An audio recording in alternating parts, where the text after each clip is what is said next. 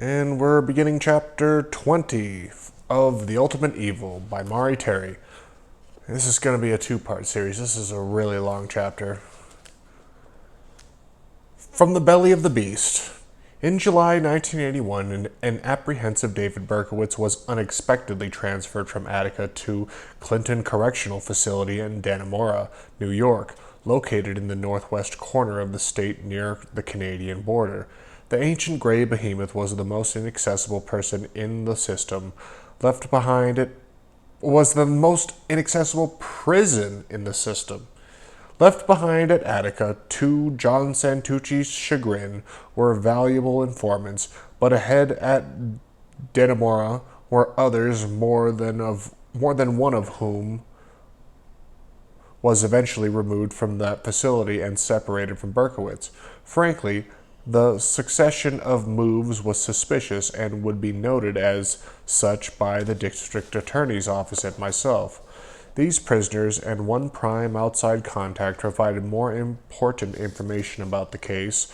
All knew Berkowitz well. To each, Berkowitz revealed in intimate details particulars which overlapped and were repeated to us by the informants who were with Berkowitz during the time periods ranging from 1979 to 1985. To protect these sources, who may someday be asked to testify in a court of law and whose lives may be in jeopardy, the information they provided will be attributed here to two composite characters, whom I will call Vinny and Danny. The real names and letters or statements from each of them are in possession of the Queen's District Attorney, who developed two of them. Others were cultivated by me. As the information contained common elements to the road to confirmation was a single one. The consistency enhanced the informant's credibility and that of Berkowitz, who, it turned out, was relating the same details he first described to us in 1979 through 1980. But with one major difference. With his fellow prisoners and others he filled in the blanks he'd left for us to decipher as clues. They said he was open with them for several reasons, one of which was his desire to explore the possibility of obtaining legal assistance for himself and protection for his family should he decide to step forward. He thought, in the case of at least two of the informants, that their attorneys might be willing to assist him, and so he briefed the inmates to elicit their opinions on what their lawyers might be able to do for him. He ultimately decided against pursuing the matter. With both Berkowitz and the informants, it was a relatively simple, although time-consuming task to compare statements and letters written over a period of years to determine if their versions remained consistent. They did, and the written material was bolstered by more than a dozen visits I made to various prisons around the state, interviewing the sources personally on multiple occasions. Vinny and Danny were repeating the same stories in 1986 that they originally told between 1979 and 1985. I personally spent many months fleshing out the allegations and was assisted by the Greenberg Police Department in Westchester, Yonkers, Lieutenant Mike Novotny, retired NYPD homicide detectives Joe Basteri and Hank Sinodi, and others who requested anonymity because of career considerations. Information was then compared with that unearthed by the Queen's investigators, and it meshed. With that background, the stage is set. In October 1981, with the Santucci interview now public, Berkowitz was aware the DA believed the conspiracy existed. He'd earlier told Vinny and Danny that both John and Michael Carr were in the cult and that John Carr, at least, was a triggerman. He hadn't said whether or not Michael was a gunman, but did tell them that while he was already drifting towards Satanism at the time, his chance meeting with Michael in the Bronx brought him into the group's clutches when Michael invited him to the party at the Barnes Avenue apartment building. Berkowitz had also revealed that the cult was larger than he thought we in New York were aware of. Now in mid-October, he told Vinny that the group planned a murder for Halloween. Halloween was one of the major satanic holidays, and based on what Vinny heard, the killing would serve a dual purpose: a cult sacrifice and the elimination of yet another weak link. It is to be an inside house cleaning thing, Vinny wrote. He said Berkowitz felt powerless to stop it, but how did Berkowitz know what the group was planning? According to Vinny, outside contacts monitored Berkowitz and kept him appraised of the cult's activities. This statement has also been supported by independent information. Vinny was shocked to hear that a murder was planned. He wrote the following letter to a close friend, summarizing some of the deaths he learned. If Santucci cares, you may share all of this with him. I want you to give him all. Most of this means zip to me, but I can tell just reading it over that things are significant that I don't even realize myself. Time is critical. I'll take my chances. It's all true. It's true as I write it, as I see it. I'll try to be objective. The DA can take them for what they are worth. I want no details, no publicity. These sickies have a fetish. Their favorite mode of murder is gunshots. They blow people's heads off. I have a family. I also have a head and want to keep it. Santucci does not have to play games with me. I fully expect he will dissect me and my motives. It's a price I have to pay. I'm not exactly eligible for sainthood. All I can do is shut up if some lunatic starts turning this into publicity. My main concerns here are two things: that October 31st crime they planned, and giving as much as I safely can on the group, because November 30th is the next date. Then New Year's. I am not psychic, but already I've predicted 3 crimes. Drugs are involved. I feel the real key to exposing the group is through drug and porn connections. Illegal weapons are also, but not as good, cause that's sporadic. And they already have arsenals, but they need steady supplies of drugs for their own parties and to make money. And remember, those who head this may not believe this crap about Satan. They believe in how people can be led and used in a very effective way, sickeningly effective. They saw a good thing. I don't believe it was always this sophisticated, but they are expanding, and when you touch drugs and porn and call girl-type operations and daughters of middle-class people at school, things get hot, because politicians may be involved, or influential persons, so I'm scared, to put it mildly. If I get wind they blew someone's head off October 31st, I may go catatonic. Still, tell Santucci this is real. Screw my inhibitions. Look, whoever heads this isn't from the city. At least he lives outside. I think Jersey or Long Island, at least. He has some sort of big place. A regular Hugh Hefner place for parties, kinky sex. And people come from all over. Most people are upper middle class. This group has strongholds in a lot of ways. Besides dedication is intimidation or guilt, but fear is strongest, and Berkowitz's fear is real. He said to me that if I said certain things he told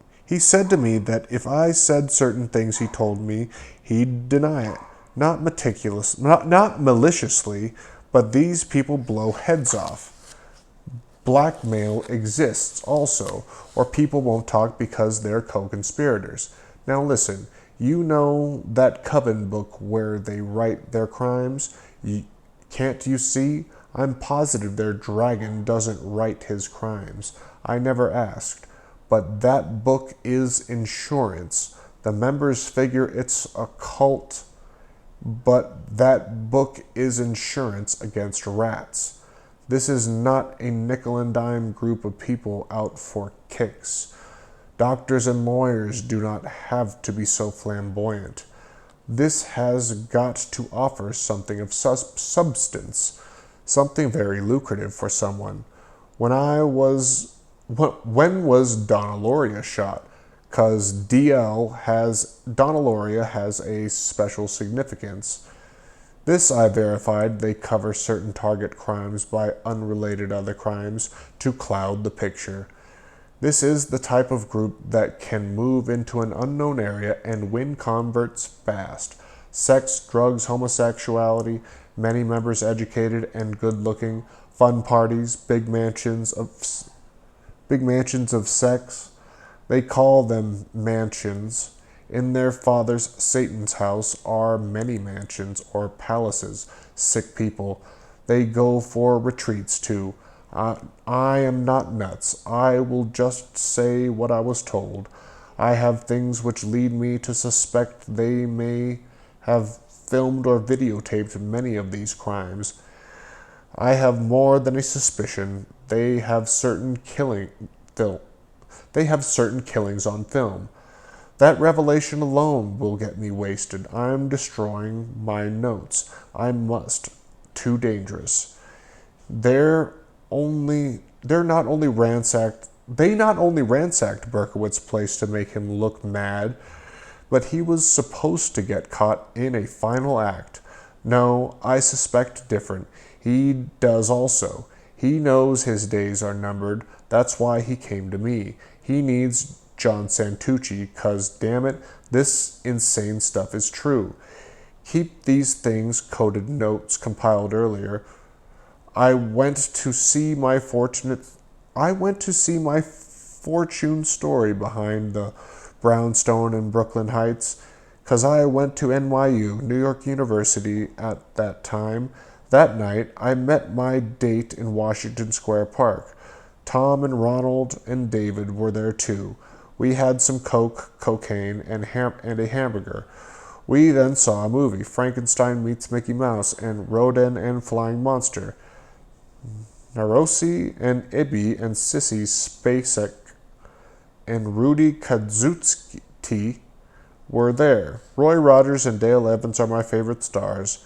Next to James Camaro, who is white but dresses like an Indian, we were a regular jet set of the occult.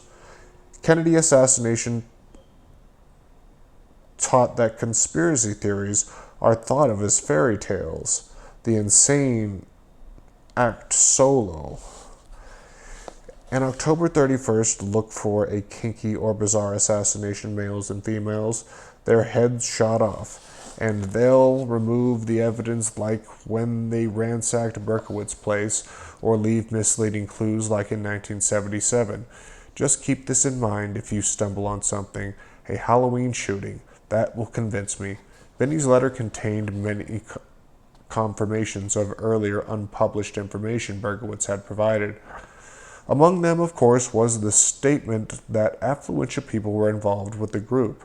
The following facts, in addition to those unearthed in Bismarck, North Dakota, supported that contention. When Berkowitz was arrested, he possessed a list of telephone numbers which were barely investigated by the NYPD. No names accompanied these particular numbers, and the NYPD simply dialed them and wrote down notations such as female answers or no answer. That was the extent of the police department's work. However, with the original paperwork in hand, I was able to enlist sources in the telephone company to identify the names behind the mysterious numbers. In light of what Finney and earlier Berkowitz wrote about doctors and lawyers being connected to the cult, the results of the Berkowitz phone numbers search were intriguing. One number was identified as that of an exclusive country club in Long Island's Hamptons area, the Montauk Golf and Racquet Club. Two other numbers were listed to Long Island summer residences of Yonkers doctors. These were not office numbers. Another number was that of a private residence in East Hampton, and another belonged to an unlisted telephone in West Babylon, Long Island, and a final number was listed to a private home on exclusive Shelter Island, Long Island. There was simply no legitimate reason for Yonkers postal clerk David Berkowitz to possess these telephone numbers. Moreover, he didn't list any names next to them. Berkowitz also had a phone number in Fort Harrison Hotel. He had the number of the Fort Harrison Hotel in Clearwater, Florida, a facility owned and operated as a major training center by the Church of Scientology. This further cemented his relationship with middle-level Scientology official Michael Carr, at the least. Regarding the rest of Vinny's letter, he said that contrary to the official belief at the time, some of the Son of Sam victims were chosen targets and not randomly selected victims. Santucci had suspected this for some time, and his investigators had been seeking links between some of the victims. Vinny named Donna Loria, slain in the Bronx on July 29, 1976, as one of those deliberately selected for death. He further stated that some of the 44 shootings occurred at random to cover up the targeted incidents. He also said that a major leader of the group lived in a large freewheeling mansion in either New Jersey or Long Island. That the group was involved in drug, porno, and call girl operations involving college art girls, that shipments of illegal weapons were sometimes part of the picture, and that at least one of Son of Sam murder was filmed or videotaped by the group. Without exception, these allegations were explosive, to put it mildly. They were also so complex and elaborate that we immediately suspected there was at least some truth to them. In the coded section of Vinny's letter, he was, I later learned, describing the murder of Stacy Moskowitz and the blinding of Robert Violante. Some of the coded names were said to refer to participants in the attack, which was alleged to have been videotaped by the cult. As Vinny later wrote me, videotapes, snuff films, the killing of Stacy Moskowitz is on film. It draws a high price. The sick bastards, but this is business. The whole Moskowitz killing was orchestrated. The whole capture was, analyze the events yourself. Vinny didn't know Berkowitz had already revealed details of that operation to me. You'll feel like a fool forever having believed differently. Sickeningly, this whole nightmare is real. I have a good idea where the films and ritual book, the Log of Coven Crimes, are, but a premature leak could get them lost. Lost was one thing. Dead was another, as in murdered on Halloween, as Vinny later wrote. I had two locations, Brooklyn Heights and the village, Greenwich Village. I didn't know which was to be the place, except it was to be one of them. Berkowitz didn't know either, and he didn't know it would be that guy. When I sent out that code, I didn't know that the guy who turned out to be the victim was among those names. And why was he killed? He was afraid he was going down on drug dealing. He was about to help the cop Santucci to tell it all, and he was gonna make a copy of the videotape and stills. They wasted him. It served a double purpose. The dead man was, logically enough, a photographer. He was referred to twice in the coded Vinny letters, first as Ronald, next as Sissy Spacek. His name, Ronald Sisman, and Vinny had written down his name 2 weeks before the murder, which occurred on the night of October 30th or shortly after midnight on Halloween. In Sisman's Manhattan brownstone at 207 West 22nd Street, on the fringe of Greenwich Village. Technically, the neighborhood was known as the Chelsea section.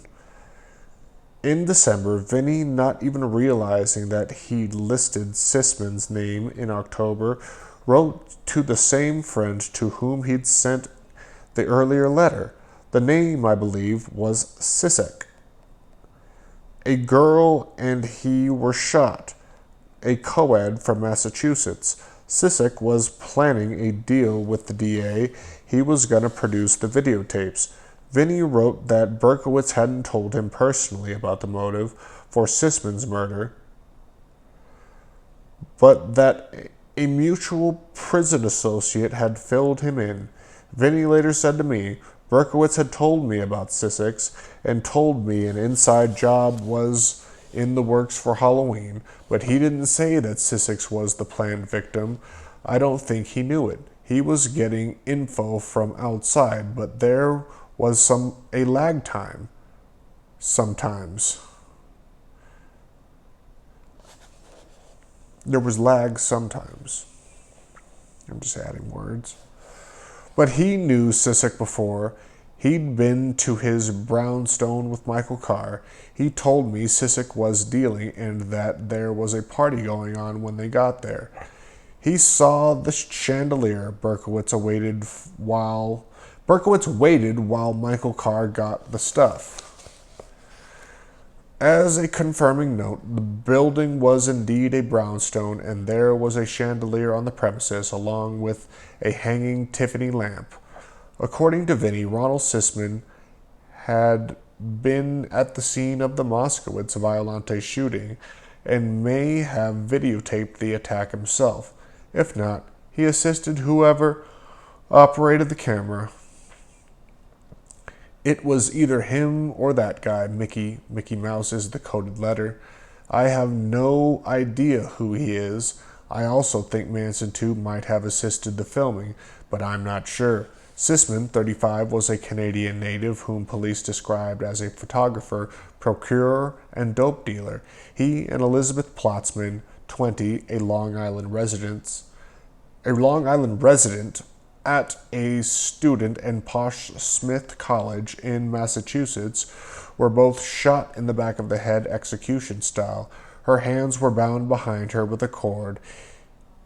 His weren't. The apartment, as Vinny also predicted, was totally ransacked. Police established that the ransacking of at least most of it occurred after the killings. That is, that sometime between the murders and discovery of the bodies, the apartment was entered and torn apart. As Vinny also wrote, that this was confirmed by the police. Sisman, a drug dealer, was paranoid about what he believed was an impending arrest on drug charges related to the sale of large amounts of cocaine. Police theorized that the killings were the result of a dope burn and that the killers may have been looking for a large amount of cash Sisman might have had in the brownstone. However, as the police conceded, a year later the killings were unsolved, and if the word tape was substituted for cash, the entire scenario fit perfectly. We got a re-entry here, I told Herb Leifer. I think they came in the first time and Sisman told them the tape was some bus locker or whatever. He thinks that's going to spare him, but they kill him anyway. Then they go to where the tape was supposed to be hidden, only it isn't there. So that's when they come back and tear the brownstone apart looking for it. Apparently, they got it. Sisman probably copied the thing for his own insurance before the original left his possession, and he probably then told somebody that he thought he could trust that to get out of this feared drug bust, he'd give Santucci the tape in exchange for a ticket out of the country. Only he told the wrong person and was whacked before he could move. It seems to fit, Leifer said. I'm just amazed that people inside that damned prison know all these details about a double murder that went down in Manhattan. I don't see how there could be anything but a pipeline, I answered. Santucci's office viewed the Sisman-Plotzman murders from a safe distance. They occurred in Manhattan, not in Queens, and no arrests were made. If Sisman was one of them, he can't help us now either, Santucci said. That list keeps getting longer. The district attorney wasn't offering a casual opinion. He knew that Vinny previously alleged that college girls were involved in the ring and murdered Elizabeth Plotzman was an out-of-state student. He also knew about the Berkowitz phone numbers, and he was likewise aware that information which supported the shocking charge that the Moskowitz Violante shooting was videotaped had been uncovered. Specifically in 1979, when Berkowitz was organizing Operation Photo with Lee Chase, he requested that a particular news clipping be sent to Lieutenant Gardner and Felix Gilroy. The article reported that the FBI was probing leads at a Philadelphia school teacher named Susan Reinhardt had been slain in a black mass ritual, and the event was recorded on film. Until Vinny's letter 2 years later, we had no idea why Berkowitz wanted that clipping sent out. Now the implication was clear. Additionally, I delved into the Moskowitz case again, and a close scrutiny of the events surrounding the shooting revealed the following.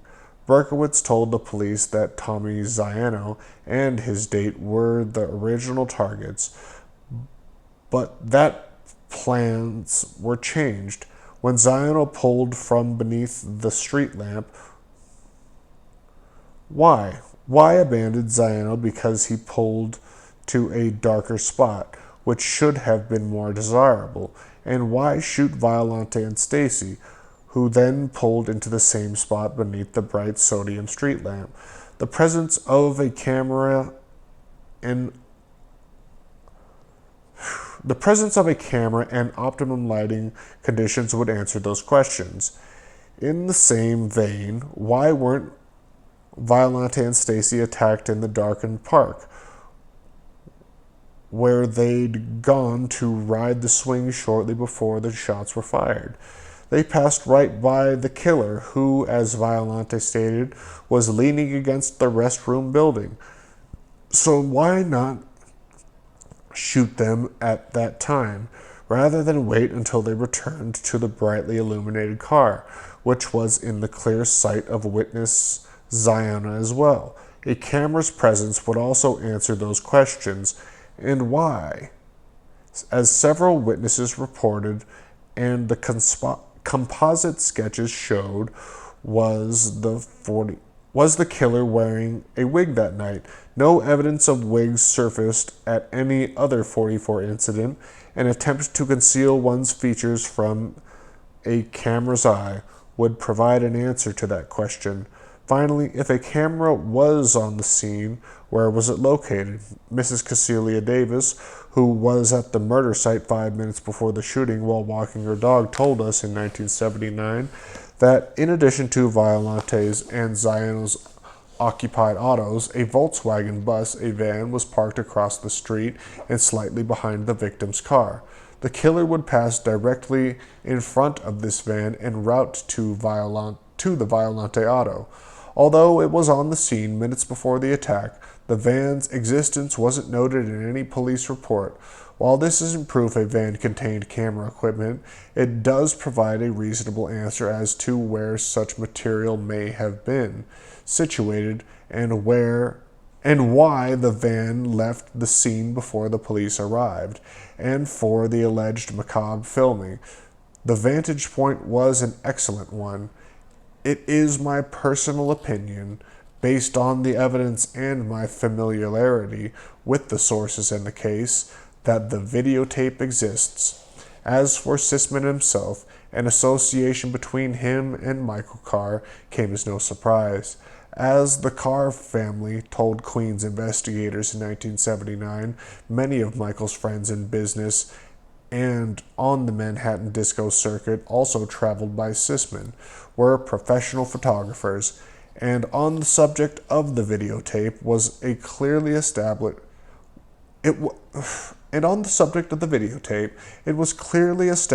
that Sisman was friendly with a man who had a thing about bizarre videos, a man who lived in a sprawling mansion in Southampton, Long Island, which curiously was the site of Berkowitz's alleged mass murderer in a disco plan.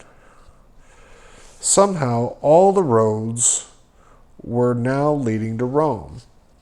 That man was mentioned in Vinny's coded letter as well. He was called both Roy Rogers and Rod the Flying Monster. Once again, as in the case of Sisman, Vinny had the name of one Mr. Big, although he didn't know it then.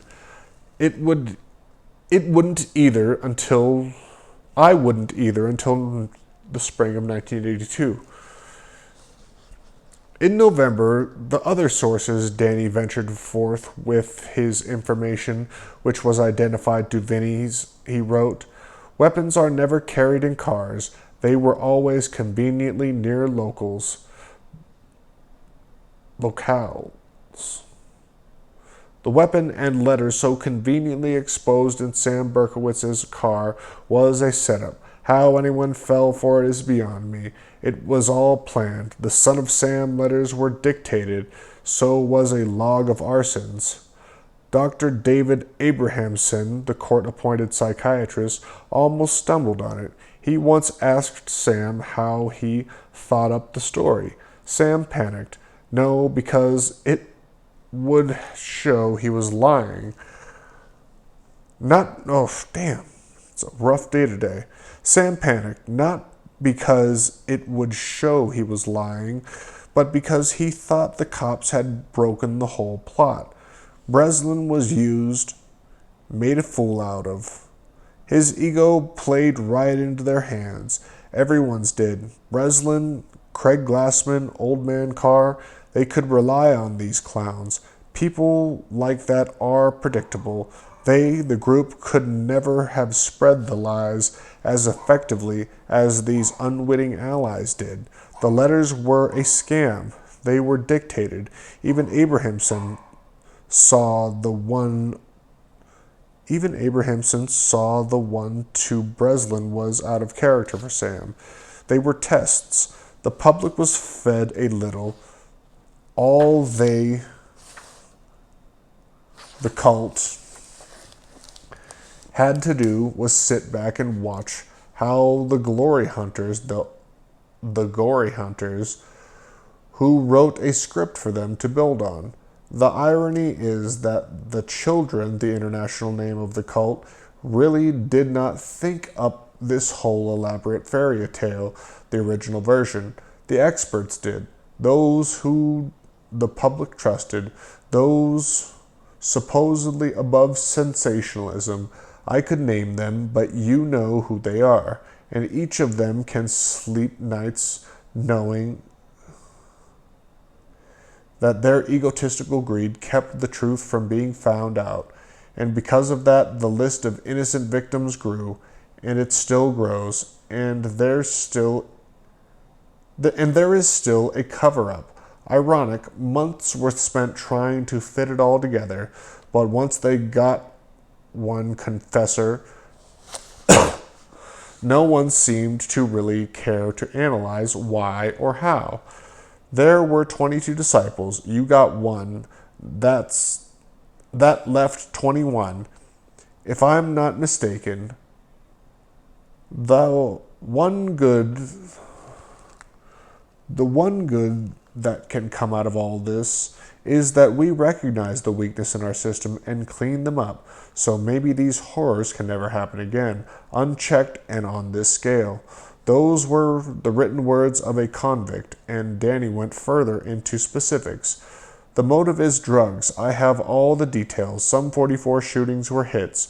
Pornography is also involved, also snuff films on videotape, and that, sir, is proof. This is not just sick. It is big business. Someone has gotten rich off the bloodshed, and I can back up every single word. I'll give you facts. What you do with them will determine how much you get. You see, I don't trust you. I trust what Lincoln said. You can make assholes out of the people forever. I think that's how he said it. It's how I said it. The authorities are elected to protect, not to censor and cover up. Gannett newspaper is always bullshitting you. The Gannett newspaper is always bullshitting. You care about the public's right to know. Prove it. I've got my ass on the line. We have a deal to talk, and my writing this letter is a commitment. I'm risking my life. Does that maybe challenge you? Even if they waste me, you got a story. The children were very literally being raised to kill. This was a reference to wall writing in Berkowitz's apartment. For my children I'm raising to be killers. Wait till they grow up. For very real reasons, there is a black master. Only he is not an illusion. Dr. Abrahamson also came close to this realization. Berkowitz feared Abrahamson knew that he figured it out. Check the ballistics reports. More than one weapon was used. They can't argue around that one. Those conflicting composites do not prove eyewitnesses are worthless. Perhaps they prove the cops' DA political mentality is dangerously prejudiced. Sam was a squeaky frummy. Nothing more glamorous than a patsy. He laughed when he was apprehended. Sure, why not? It was orchestrated. Do you believe he actually transported guns like that? No. And the note left out in the open, the visible gun, it was a setup. The apartment was a setup, made to look like he was nuts. They, the cult, didn't want a trial nor an investigation. Things were getting hot. Too many experts were involved. If the investigation continued, the truth would have been found out. The truth. That elusive word we'd been chasing since August 1977 was now in sight. Danny proved he was close to Berkowitz by including a quote from a letter I had sent to the confessed 44 killer. Later, in a personal interview, Danny amplified what he'd written. I was told they bought more guns in Texas at least around the same time Sam was down there. The cult never planned to have a 44 killer. The cops did that. Look at the composites. There were different people using different 44s early on. Then the cops came out with one guy and one gun. The group laughed. That's when they decided to go along with the game and played it well. I mean, they knew they could count on Breslin and why they used him. They sent him that letter with all sorts of clues in it, and he creamed all over it. He was so thrilled that he got a fucking letter that he didn't even catch on to what they were really doing. You are not dealing with stupid people at the top of this, he said. What about the Borelli letter and the hatred of Sam Carr and all that stuff that happens to him in Yonkers, I asked. That was Michael Carr's idea. He hated his father so much that he wanted to torment the hell out of him. That's what all that was about. And John Carr, Sam Berkowitz, told me, also hated the old man because the father liked Michael more than him. So the term son of Sam began there? Yeah, but it had another meaning too to the group, something like servants and master, S-A-M. Who did the Breslin letter? It was a group effort, I think. It was dictated by a woman. There were a lot of women in this. One was a leader. Here, Danny was confirming information Berkowitz provided in 1979. How big was this group? In Westchester, there were those 22, but with fringe people, the number went higher. The children were the inner circle, 12 of them, I was told. That's who planned the Sam shootings. According to Danny and Vinny, the cult originated in England. They didn't know the names Process, Chingon, or OTO, but the English origin information was enough to put it over the top. Both the Process and Aleister Crowley's OTO were rooted in England. The group had a main headquarters near Los Angeles, and both confirmed that Manson II was from LA and was involved in the Arliss Perry murder. He was also involved in at least one Son of Sam shooting, they said, that of Christine Freund. Vinny's description of the cult's philosophy also matched that espoused by the original Process, and generally that of the OTO, he explained. The theology in depth to a minister friend of his wrote, the cult bases its theology on a strange mixture of apocalypse from Daniel, Revelation, to Esdras, to Adam and Eve, second Adam and Eve, and the Gospel of Essenes. Of particular interest is the timeable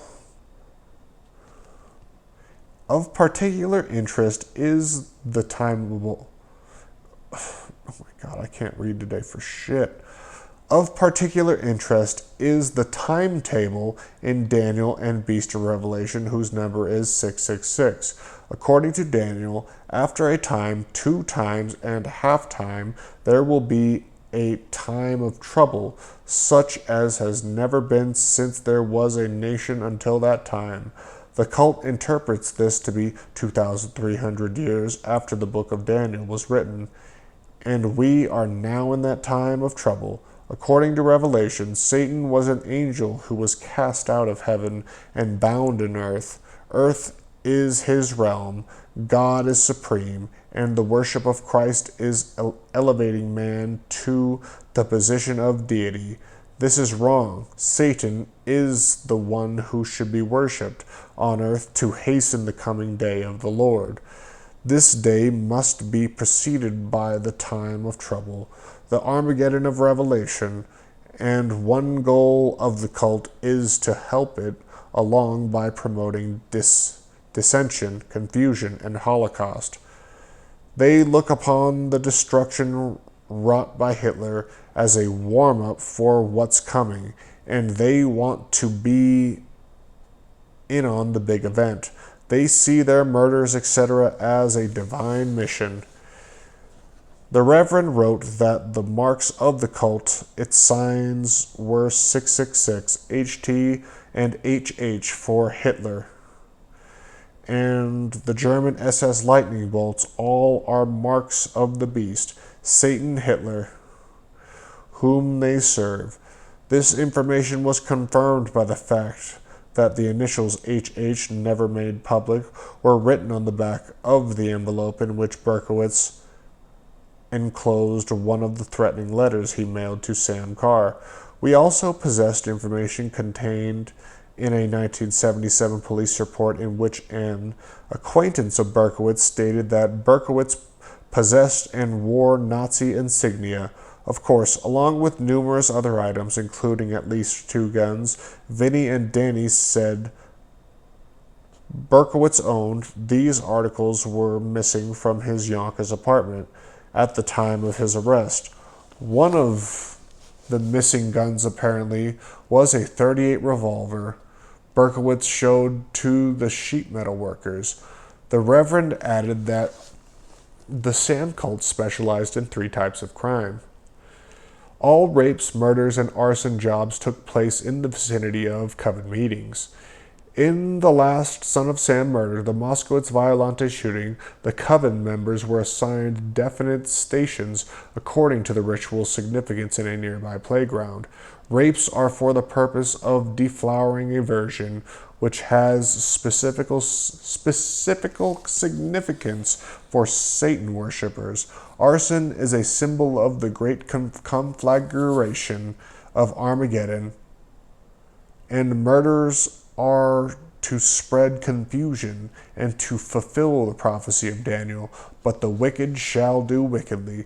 Before each coven meeting, Satan has to be appeased by the rape of a virgin young girl, a Holocaust arson, or the ritual murder of a person or animal. Berkowitz certainly informed Vinny of some deep philosophical matters, but there was more. As the Reverend reported, there are about 1,000 persons in the cult nationwide.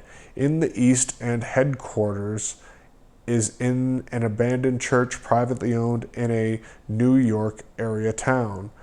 A present and active member of the cult who is still committing crimes worked for a LA Westchester automaker.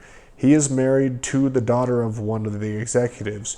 John Carr and Michael Carr were in David Berkowitz's coven. Other murders by the cult: Arliss Perry, a girl in Santa Monica, California, late 1977. John Carr, North Dakota. Michael Carr, New York City. Berkowitz told Vinny that both Carr brothers were murdered. Our analysis of their deaths had not been made public. A girl from Valhalla, Westchester County, stumbled into a coven meeting before Berkowitz's arrest. She was raped and brutalized and told to keep quiet. She did. 1 month later, she died of a drug overdose. Vinny also wrote that a cult committed a rape at the time of one of its meetings in Untermeyer Park. Yonkers police confirmed that such an assault took place that night late. Oh man, I'm just adding shit, aren't I? Yonkers police confirmed that such an assault took place late at night near St. John's Hospital, which adjoined the park. So concluded the Reverend's report on his pivotal meeting with Vinny. The synopsis was submitted to the Queen's District Attorney and later to me by the minister. I doubt anyone could be making this up, Herb Leifer said. It's just too thorough and specific. If I was lying, I'd say John and Michael did it all with Berkowitz, and that was that, I responded. Yeah, Leifer said, they want the DA to have the information. These guys could testify as to what they were told. But unless Berkowitz himself or some other member backs it up on the stand, we're in that hearsay evidence situation again. It's good stuff, but it still doesn't give us what we need to prosecute. Leifer was correct, unfortunately, but in another sense, the case may have been growing too large for the Queen's District Attorney's Office. The nationwide scope of the group and its origins were now clearly stated. Since neither Vinny nor Danny recognized the words process, Chingon, or OTO, I suspected Berkowitz hadn't mentioned them, although in his own letters he'd specifically referred to the Chingons.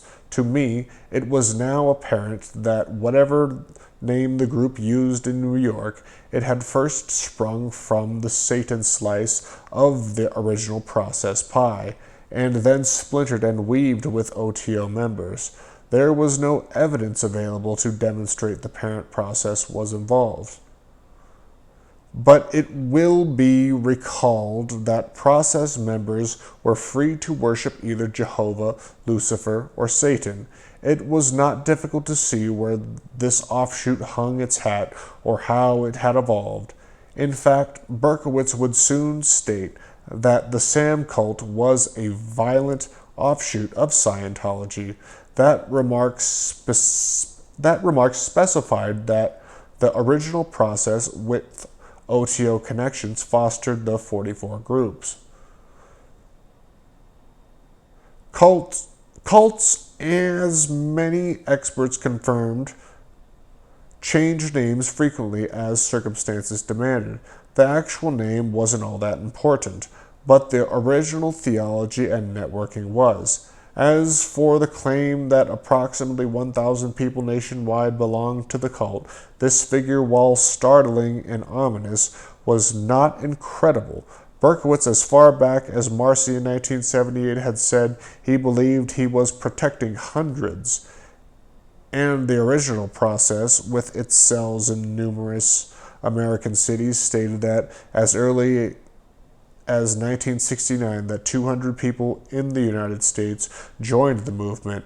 Additionally, the process actively sought alliances with existing occult groups such as the Crowley-worshipping OTO.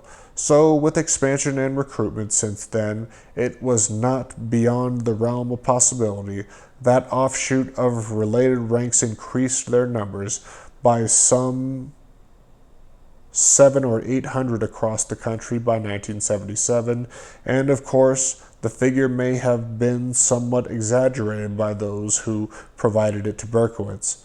Vinny and Danny also quoted Berkowitz as saying Charles Manson was a member of the cult. This too blended with everything we learned or would learn, including Berkowitz's offshoot of Scientology remark.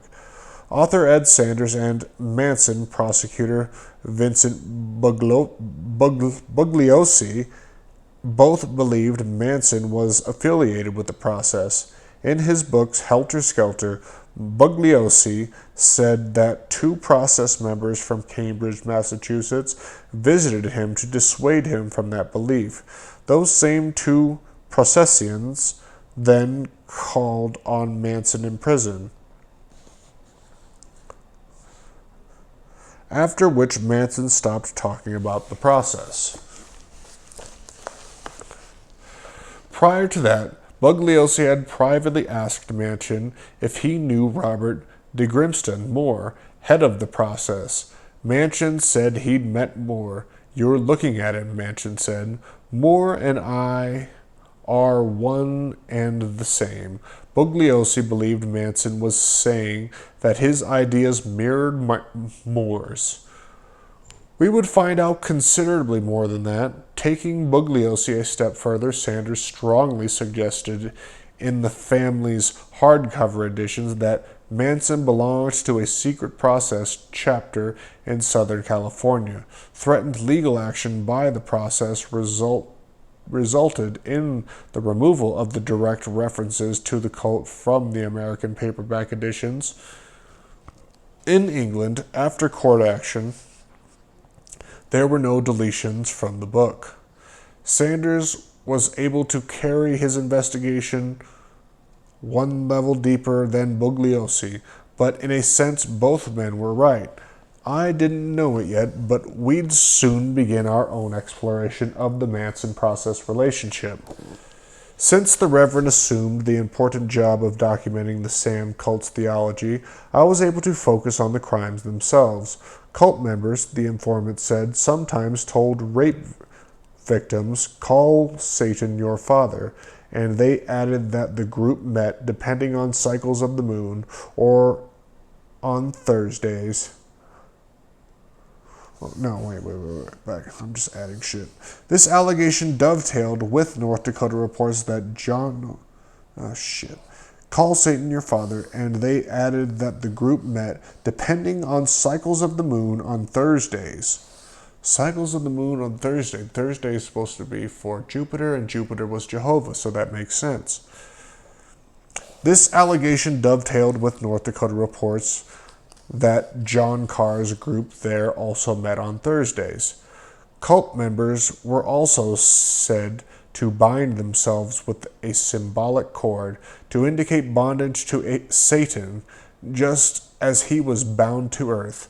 Some victims, perhaps Elizabeth Plotzman, were also tied in this manner. The informants further alleged that some cult members were tattooed, sometimes beneath the upper lip, with one of the group's signs. Others, they said, had pierced ears, as did John and Michael Carr. The informants said Berkowitz's ear wasn't pierced, and they didn't know if he was tattooed, but they said not all members were thusly marked. The rape allegations complimented the John Wheaties rapist and suffocator of young girls alias, and we'd also earlier established that John Carr dated 13 to 15-year-old girls in Minot. Further, the note Berkowitz left in his apartment referred to John as a terrible rapist and child molester. Now it was all coming together. The group reasoned that Hitler was worthy of worshipping for several reasons, one of which, the informant said, was a numerology table in which each letter of the alphabet was assigned a number. Under this system, A equaled 100 and Z was matched with 125. The numbers which corresponded to the letters in Hitler's last name, 107, 108, 119, 111, 104, 117, added to 666. The number of the great beast of the biblical book of Revelation, the devil's number. At a dinner one night on City Island in the Bronx, Tom McCarthy and I discussed the new developments. Nothing surprises me anymore, he said. I find it difficult to believe these sources could be dreaming all this stuff up. It can't really get more bizarre than it already is, right? We've got dead dogs and murder and a dead guy. No, we've got dead dogs and a murderer and a dead guy in North Dakota with 666 on his hand. What more do we need to get in Ripley's Believe It or Not?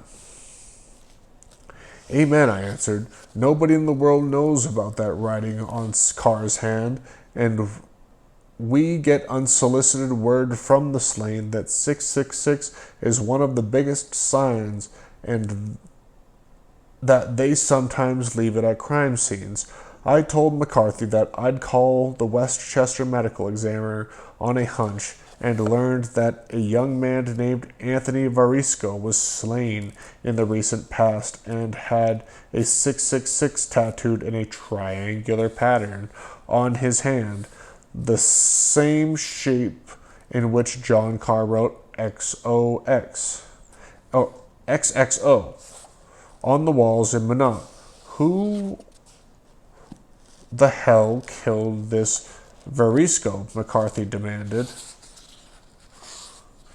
They said it was some squabble with a woman. It happened in Putnam, just over the Westchester border. So what does that mean to us?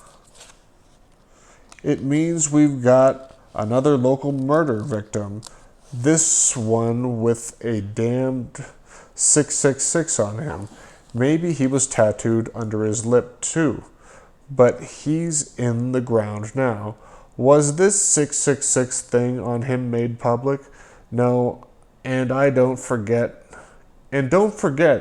you've got that 78 Hirschman case where he was blasted just above the Putnam and his wife knocked off in Queens. Had the process sounding Brother Tom and Swastika on him, and his name Robert and Tom? Yes, McCarthy replied, still unresolved. Along with just about everything else connected to this mess. The only one we got was the Howard Weiss murder, and that involved his gay lover at that. And this homo stuff is all over the Sam case. It's bizarre, I said, but not as bizarre as a lone lunatic claiming barking dogs told him to ice people. There was at least real motives. Dope, porn, snuff films for big bucks. I guess so, McCarthy nodded. Real moves for real crimes. Yeah, and how many wars were fought in the name of religion? To these people, at least the lower levels, this is some kind of perverted religion. Christ. And I thought the nuns in grammar school were bad. I'm not debating you with this for a change, McCarthy grinned. It's just difficult to absorb this sometimes.